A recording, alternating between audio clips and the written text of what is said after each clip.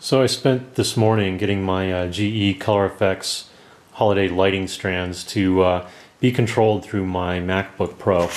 And the way I did this is I cut the string apart here and I added a little custom circuit board that I built.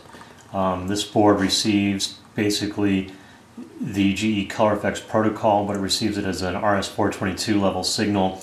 Then this board just takes the RS-422 signal, converts it down to a 3.3 volt signal, and feeds it to the first bulb in the string.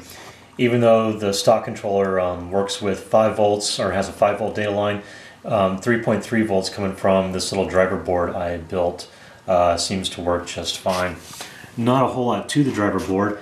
It's a mechanical connection to the lights, a low dropout regulator, and an off-the-shelf RS-422 line receiver IC. So that connects over a bunch of twisted pair cable to another board I built, which has a bunch of RS-422 line driver ICs on it. Plugged into that board is an off-the-shelf FPGA evaluation board from FTDI.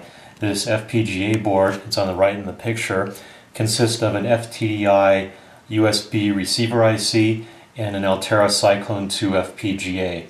The packets are received over the USB interface, fed to the FPGA, and then the FPGA takes each packet and sends it out using the Color Effects control protocol. The FTDI chip has 2 channels. There's a channel A that's used for the light data, and then a channel B that's used to configure the FPGA. All that is done over USB from my MacBook Pro, which is sitting on my desk here. To configure the FPGA, there's a couple of commands we have to execute from the Mac.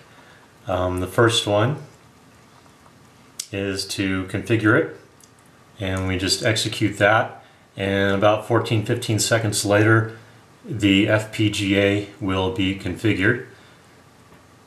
And now the FPGA is configured. Once the FPGA is configured, another command running on channel A starts the show.